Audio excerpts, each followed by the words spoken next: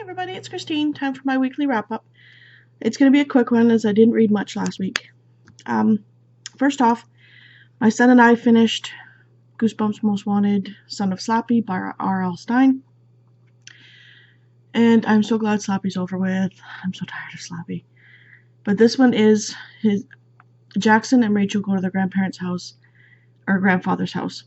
And he mentions that he wants to learn ventriloquism to help the youth center where he volunteers at, and his grandfather gives him a dummy, slips it in his bag. So they go home and he starts practicing, and he kind of gets taken over by the personality of Slappy, and things start going bad for him. This book has there's no real conclusion to the book, so I'm thinking there's more. I haven't looked into it, and I'm not going to right now. I need a break from Slappy. My son has not decided what he wants to read next. He even said that last night, because that's when we finished it, that he doesn't know what he wants to read next. So you'll see in the next weekly wrap-up what happens. I read My Sister's Keeper by Jodi Picoult. At first, I really wanted to slap the mother, Sarah. I really did. I wanted to smack her, because she was kind of leaving. I could kind of see it.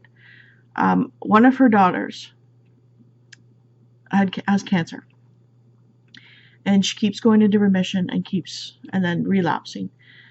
So they ended up having another daughter because their son was not compatible DNA-wise to be a donor for stuff like bone marrow transplants and blood and stuff like that. So she kind of pushes her other kids to the wayside because she's focusing so much on Kate, the one with cancer. But the problem is, even when Kate's in a relapse, in remission, she still focuses so much on Kate, and she just totally forgets about the other two kids. I kind of seen the ending coming, just the way the book was going. I didn't cry, but it was kind of sad. I wouldn't want to be in the mother's shoes, though. I don't know how any mother can go through watching their kid with cancer. Yeah. Then I quickly read book 3 in the Sookie Stackhouse series, and that's Club Dead by Charlaine Harris. And this one, Sookie, her boyfriend, Bill the vampire, disappears.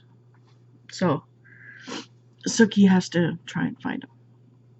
That's all I'm going to say about that, because it's an ongoing series. So, last night I picked up 2 books. I picked up Haunted by Barbara Hayworth Attard. And it's a little slow going. I'm not very far into it. It's a little slow going. I don't know if it's because it's Canadian and we tend to have very dry books. But so far it's about a girl, Dee, who finds a set of bones are found in the bush.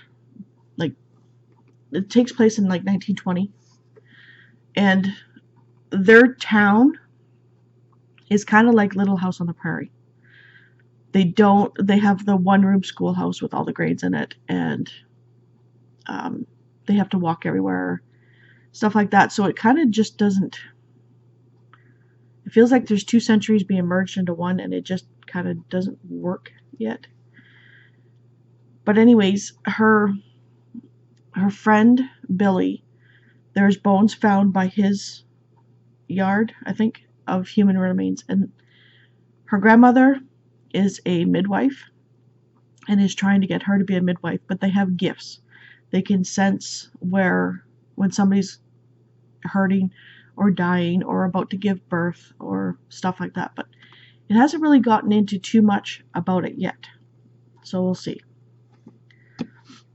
And oh yeah, I forgot to say, I gave this a 5 and I gave this a 4. Thanks, yeah. So I also picked up last night Beautiful Creatures, and I only got like 2 pages into it because I just wanted to get it started. So there's nothing I know about it too much, except for it's a southern town, and that's about it. I like going into books blind.